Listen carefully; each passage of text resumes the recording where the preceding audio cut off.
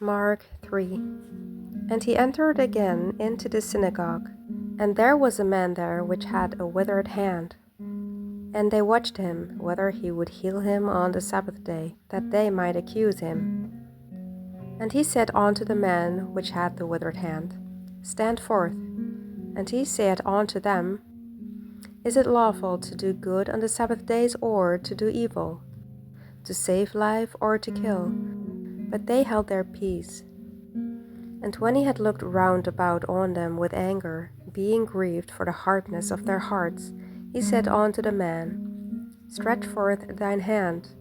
And he stretched it out, and his hand was restored whole as the other. And the Pharisees went forth, and straightway took counsel with the Herodians against him, how they might destroy him. But Jesus withdrew himself with his disciples to the sea.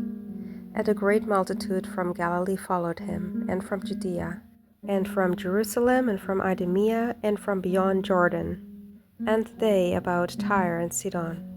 A great multitude, when they had heard what great things he did, came unto him. And he spake to his disciples that a small ship should wait on him because of the multitude, lest they should throng him. For he had healed many, insomuch that they pressed upon him for to touch him, as many as had plagues. And unclean spirits, when they saw him, fell down before him and cried, saying, Thou art the Son of God. And he straitly charged them that they should not make him known. And he goeth up into a mountain, and calleth unto him whom he would. And they came unto him. And he ordained 12, that they should be with him, and that he might send them forth to preach, and to have power to heal sicknesses and to cast out devils. And Simon he surnamed Peter, and James the son of Zebedee, and John the brother of James, and he surnamed them Boanerges, which is the sons of thunder, and Andrew, and Philip, and Bartholomew, and Matthew, and Thomas, and James the son of Alphaeus, and Thaddeus, and Simon the Canaanite, and Judas Iscariot, which also betrayed him. And they went into an house. And the multitude cometh together again, so that they could not so much as eat bread.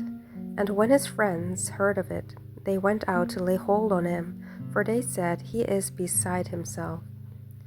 And the scribes which came down from Jerusalem said, He hath Beelzebub, and by the prince of the devils casteth he out devils. And he called them unto him, and said unto them in parables, How can Satan cast out Satan? And if a kingdom be divided against itself, that kingdom cannot stand.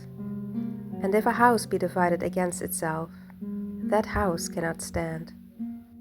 And if Satan rise up against himself, and be divided, he cannot stand, but hath an end. No man can enter into a strong man's house, and spoil his goods, except he will first bind the strong man, and then he will spoil his house. Verily I say unto you, all sin shall be forgiven unto the sons of men, and blasphemies wherewithsoever they shall blaspheme.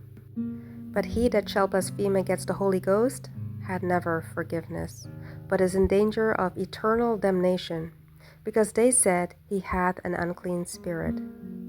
There came then his brethren and his mother, and, standing without, sent unto him, calling him. And the multitude sat about him, and they said unto him, Behold, thy mother and thy brethren without seek for thee. And he answered them, saying, Who is my mother or my brethren? And he looked round about on them which sat about him, and said, Behold, my mother and my brethren. For whosoever shall do the will of God, the same is my brother, and my sister, and my mother.